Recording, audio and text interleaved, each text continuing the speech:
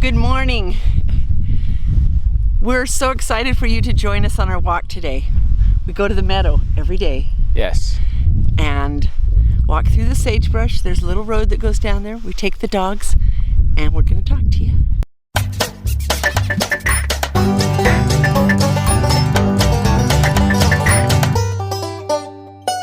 Let us show you our path.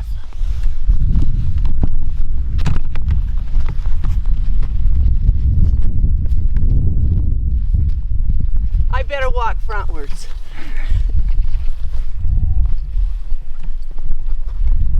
I'm good. Yeah. Here we are in the meadow. We made it to the meadow again. I'm so proud of us. The rubies are right behind us. I know the camera never does them justice, but they are there.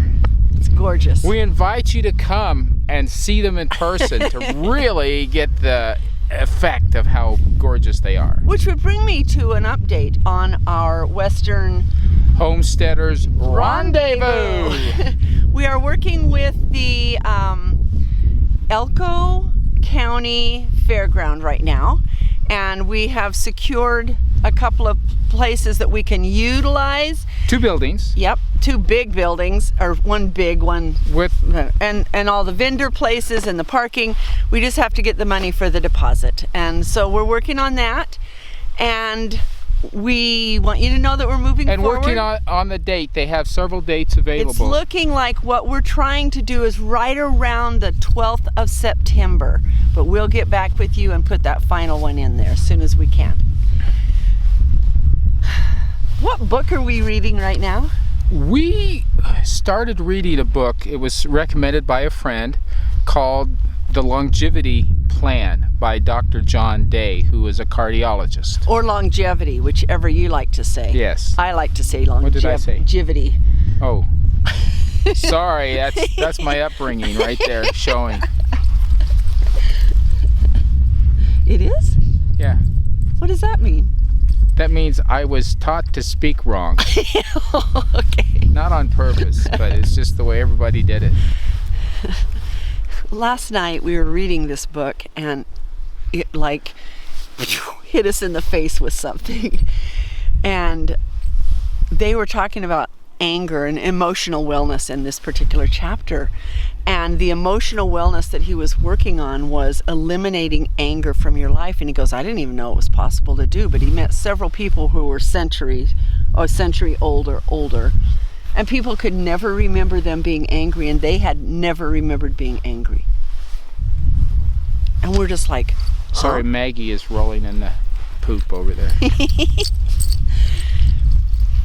So what his point was, these were people who were happy, smiling, agile. They did a lot of other actions that helped them grow old in a very healthy way, but the absence of anger, he suggested, was a big part of their success. He said they still got frustrated, they still had sorrow, they still had sadness, but no anger. So, we are challenging ourselves this week to be aware of the angry feelings that come in and expressing anger and dividing between what is that? Is it frustration? Is it anger? Is it hunger? Is it what does they call it? Hangry. Hangry.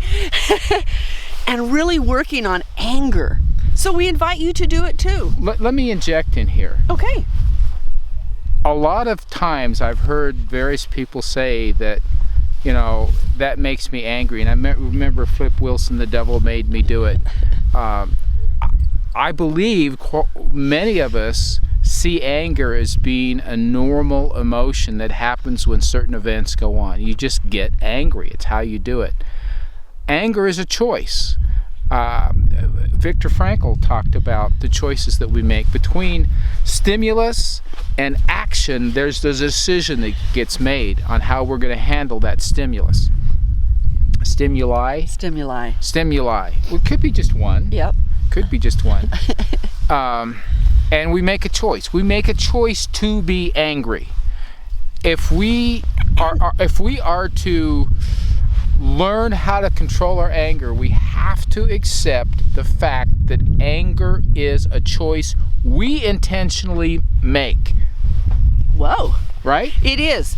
And so we're going to work on it. And not that we're angry all the time, but it is an emotion that comes up. It happens. A lot. Well, not to each other, just of things. Oliver is my angry meter.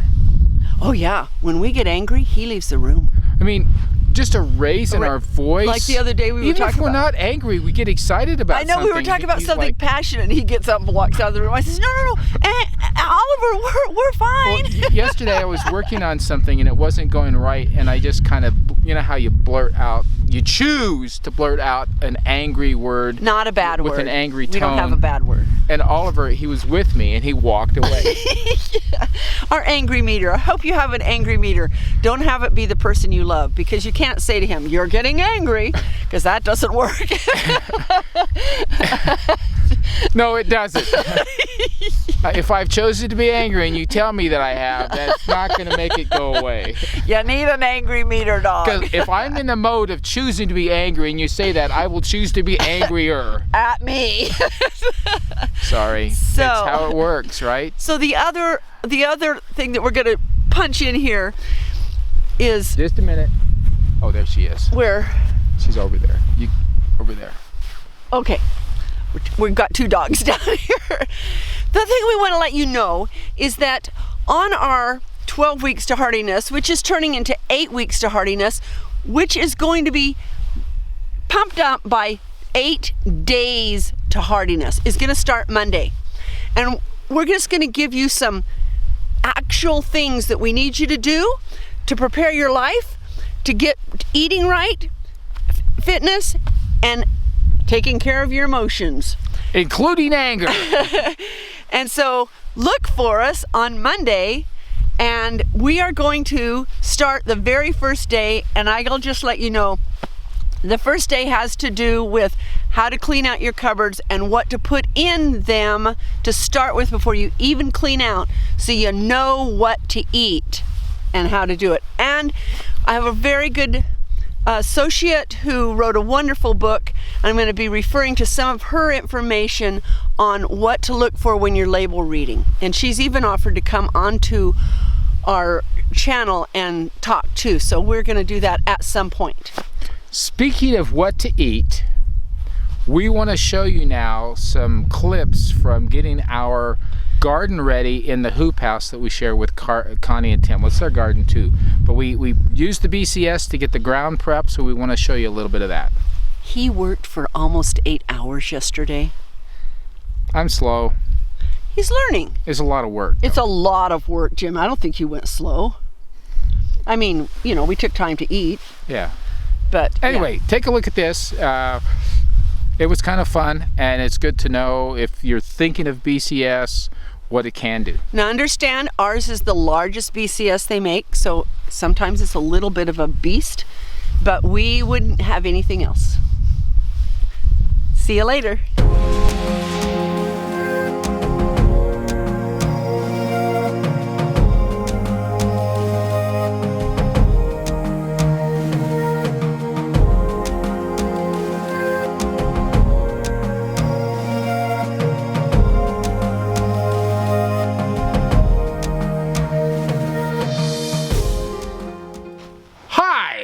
I'm Jim.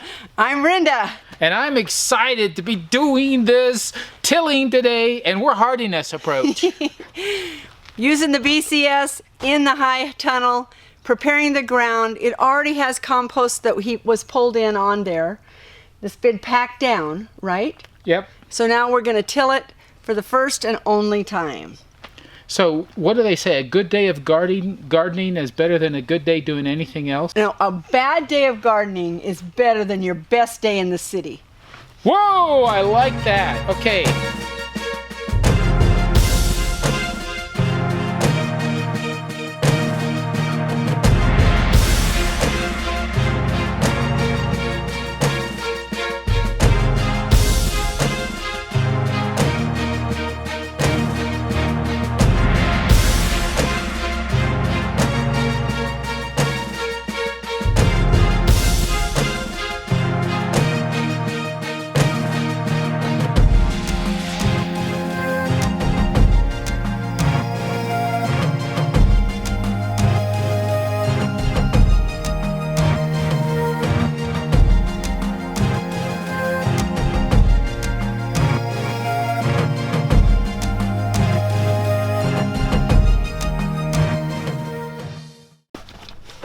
I've made 2 passes. You can kind of see what we've done. Lots of rocks, so a little bit hard going to get down deep.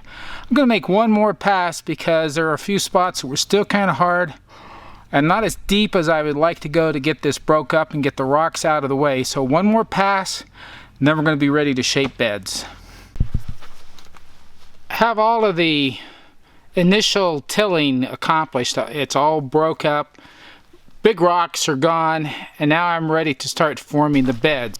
May run out of sunlight before I get this all done. I have had a couple little breaks, so but as you can see, if you look closely, all 6 beds are now, I've done the rotary plow on the sides of them. I'm not happy with the sizing, and a lot of that has to do with some large rocks and lots of branches that were buried in here. And they kind of throw the tractor around, so I end up not going perfectly straight. Well, now that the sun has gone down, the lighting's a little bit better. I'm able to show what I was able to accomplish today. My opinion is they're not very even. I did a lot of learning about sizes and rocks and sticks and how the whole system operates. But all in all, it was a day well spent.